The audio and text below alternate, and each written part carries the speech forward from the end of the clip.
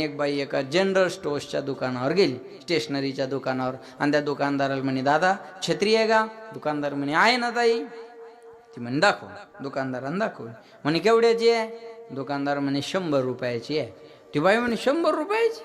दुकानदार म्हणे, ताई मी सांगितले आणि तुम्ही दिले, असं झालंय का? मी 100 सांगितले, तुम्ही मागू शकता. ती बाई म्हणे, 50 रुपयाला द्या. म्हणे, बाया बार्गेनिंग करायला एक नंबर असतात. भाव कराव बायानच. 100ची वस्तू 50त मागण्याचं धाडस या माय मावल्याच करू शकतात.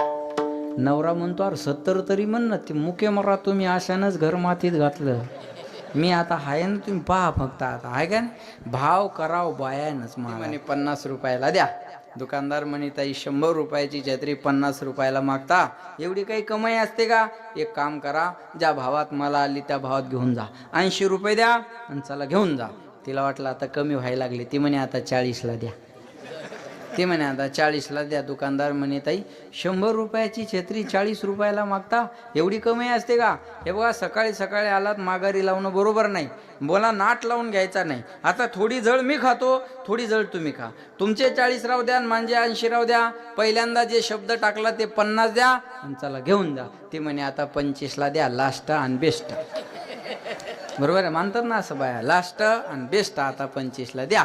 दुकानदाराला राग आला. म्हणे, ताई 25 पण कशाला देता? मग फुकटच न्या ना. मग 2 द्या. म्हणे,